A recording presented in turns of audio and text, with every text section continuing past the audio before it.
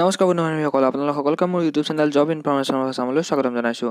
বন্ধুসকল, আছাম পুলিচত ৰিক্ৰুটমেণ্ট ওলাইছে 2019 বৰ্ষৰ কাৰণে আৰু মিনিষ্ট্ৰিয়েল ষ্টাফত 2000 পোষ্ট তাৰ কাৰণে খালী হৈছে আৰু ইয়াৰ কাৰণে আপোনালোকে অনলাইন যোগে এপ্লাই কৰিব পাৰে আৰু এপ্লাই কৰাৰ কাৰণে লাষ্ট ডেট হৈছে 30/6/2019 তাৰিখ।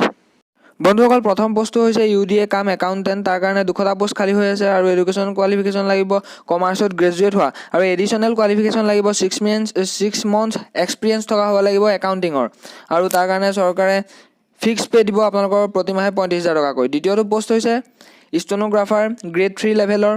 তাৰ কাৰণেও 200টা পোষ্ট খালী হৈ আছে। এডুকেশ্যন কোৱালিফিকেশ্যন এনি ডিচিপ্লিনত আপোনালোকে যিকোনো ষ্ট্ৰীমৰ পৰা আপোনালোকে গ্ৰেজুৱেট হোৱা হ'ব পাৰে আৰু লগতে আপোনালোকৰ এডিশ্যনেল কোৱালিফিকেশ্যন লাগিব ডিপ্ল'মা বা চাৰ্টিফিকেট ষ্টেনোগ্ৰাফাৰ থকা হ'ব লাগিব ITI পলিটেকনিক অথবা যিকোনো গভৰ্ণমেণ্ট ইনষ্টিটিউটৰ পৰা। তাৰ কাৰণেও আপোনালোকক ফিক্স পে' দিব 35,000 টকাকৈ প্ৰতিমাহে। আৰু 3 নম্বৰ পোষ্টটো হৈছে লোৱাৰ ডিভিজন এছিষ্টেণ্ট। তাৰ কাৰণেও 200টা পোষ্ট খালী হৈ আছে আৰু গ্ৰেজুৱেট যিকোনো ষ্ট্ৰীমৰ পৰা হ'ব পাৰে আৰু additional qualification must have proficiency in operations in computer. আচলতে আপোনালোকৰ কম্পিউটাৰৰ বিষয়ে সঠিকভাৱে জ্ঞান থকা হ'ব লাগিব বুলি কৈছে। আৰু 4 নম্বৰ পোষ্টটো হৈছে বেঞ্চ এছিষ্টেণ্ট। তাৰ কাৰণেও 200টা পোষ্ট খালী হৈ আছে আৰু এডুকেশ্যন কোৱালিফিকেশ্যন এনি ডিচিপ্লিনৰ পৰা গ্ৰেজুৱেট হোৱা হ'ব লাগিব আৰু এডিশ্যনেল কোৱালিফিকেশ্যন আপোনালোকৰ কম্পিউটাৰৰ বিষয়ে সঠিকভাৱে জ্ঞান থকা হ'ব লাগিব। তাৰ কাৰণে আপোনালোকৰ ফিক্স পে' চৰকাৰে প্ৰতিমাহে 30,000 টকাকৈ দিব।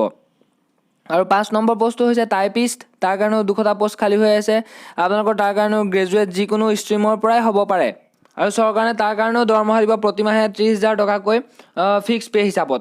আৰু 6 নম্বৰ পোষ্টটো হৈছে ডাটা এণ্ট্ৰি অপাৰেটৰ। তাৰ কাৰণে সৰ্বমুঠ 400টা পোষ্ট খালী হৈ আছে আৰু এডুকেশ্যন কোৱালিফিকেশ্যন লাগিব হায়াৰ ছেকেণ্ডেৰী পাছ আৰু additional qualification proficiency test in English and official language of Assam among candidate who qualify in OMR। আচলতে তাৰ কাৰণে এটা টেষ্ট পাতিব ইংলিছ আৰু অফিচিয়েল লেংগুৱেজ যোনটো আমাৰ কাৰ্যকৰীভাৱে যোনটো আমি লেংগুৱেজ ভাষা ব্যৱহাৰ কৰোঁ তাৰ কাৰণে এটা টেষ্ট হ'ব আৰু যোনখিনিয়ে পাছ কৰিব তেওঁলোকে তাত আপোনালোকৰ সেই পোষ্টটোৰ কাৰণে যোগ্য হ'ব। আৰু 7 নম্বৰ পোষ্টটো হৈছে অফিচ পিয়ন। তাৰ কাৰণে 200টা পোষ্ট খালী হৈ আছে আৰু তাৰ কাৰণে 8 পাছ হ'ব লাগিব আপোনালোকৰ আৰু এক্সট্ৰাকৈ আপোনালোকৰ ফিজিকেল টেষ্ট ল'ব আৰু প্ৰতিমাহে 9,000 টকাকৈ চৰকাৰে ফিক্স পে' দিব।